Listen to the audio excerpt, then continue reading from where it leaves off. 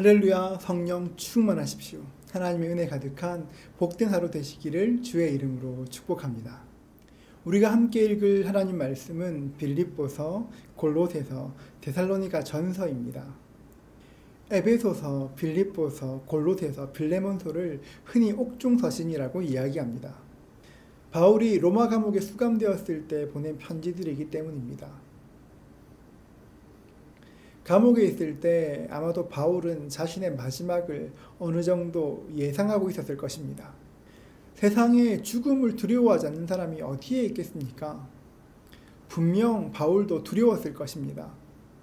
그런데 옥중서신을 읽어보면 바울에게서 그런 불안함이 느껴지지 않습니다. 오히려 차분한 가운데 천국을 바라보는, 천국을 기대하는 노사도의 품격을 느낄 수가 있습니다. 저는 이것이 복음의 능력이라고 생각합니다. 예수님을 주인으로 모신 사람들에게는 흔들리지 않는 견고함이 있습니다. 빌립보서도 바울이 로마 감옥에 있을 때 기록한 말씀입니다. 빌립보서에서 가장 강조되는 말씀이 무엇입니까? 기뻐하라입니다. 기뻐하라. 참 놀랍지 않습니까?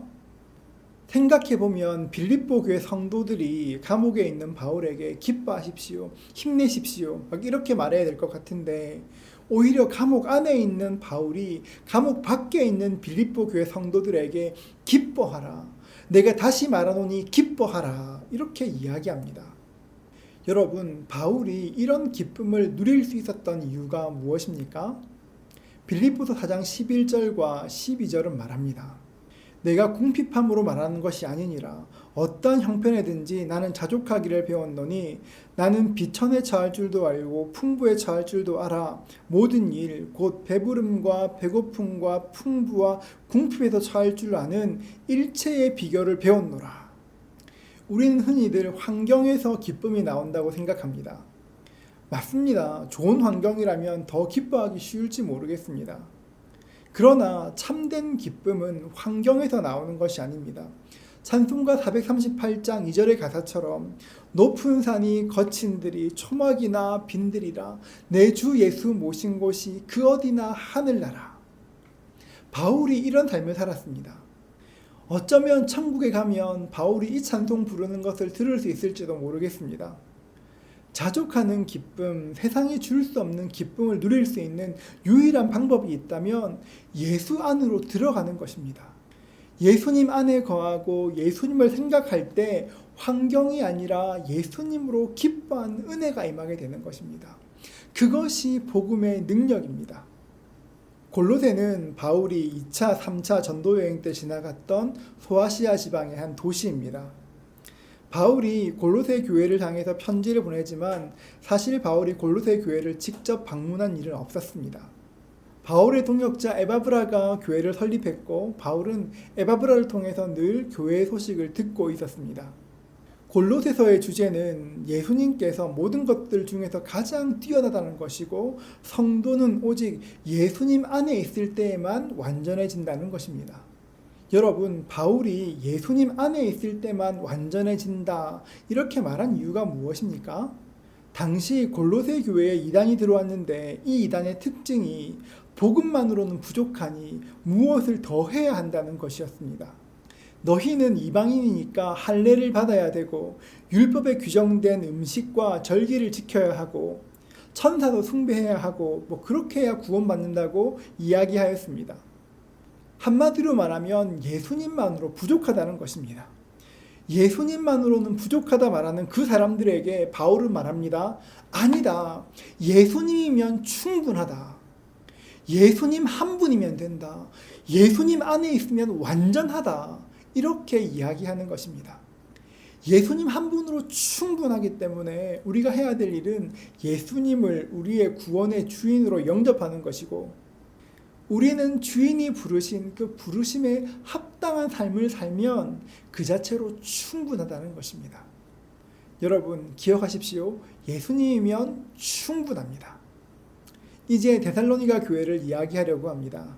데살로니가 교회는 바울이 2차 전도 여행 때 개척한 교회입니다. 정확히 말하면 교회를 개척한 것이 아니라 교회가 스스로 세워졌습니다. 사도행전 17장 2절입니다. 바울이 자기의 관례대로 그들에게로 들어가서 세안식일에 성경을 가지고 강론하며 바울이 데살로니가에서 성령의 큰 확신으로 말씀을 증거했습니다. 저의 간절한 소원이 있다면 저도 이렇게 말씀을 증거하는 것입니다. 능력과 성령의 큰 확신으로 말씀을 증거할 때 복음의 역사가 일어났습니다. 경건한 헬라인의 큰 무리와 많은 귀부인들이 예수님을 따르기 시작했습니다. 그러자 이를 시기한 유대인들이 불량배를 동원해서 큰 소동을 일으켰고 바울은 쫓겨나 베레아로 갔습니다.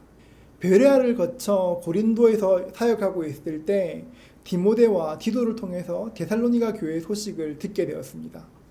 세일의 동안, 즉 21일 동안 하나님 말씀을 들었던 그 사람들이 핍박으로 믿음을 저버린 것이 아니라 오히려 힘을 다해서 그 믿음을 지켜냈다는 것입니다.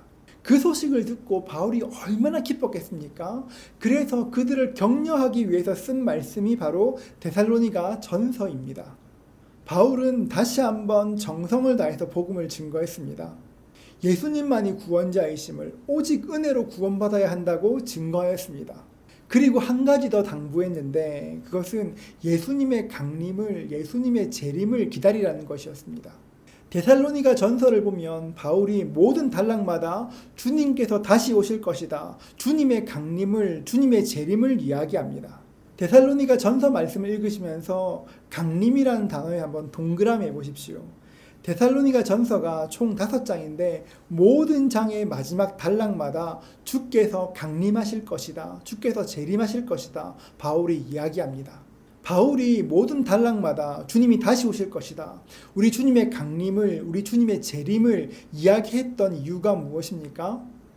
주님의 재림이야말로 우리 성도들에게 가장 큰 위로이기 때문입니다. 사랑하는 성도 여러분, 한번 생각해 보십시오. 여러분께 가장 위로되는 것은 무엇입니까? 여러분의 가장 큰 위로도 우리 주 예수님 되시고 우리 주님의 재림이 가장 큰 위로 되시는 저와 여러분 되시기를 주의 이름으로 축복합니다.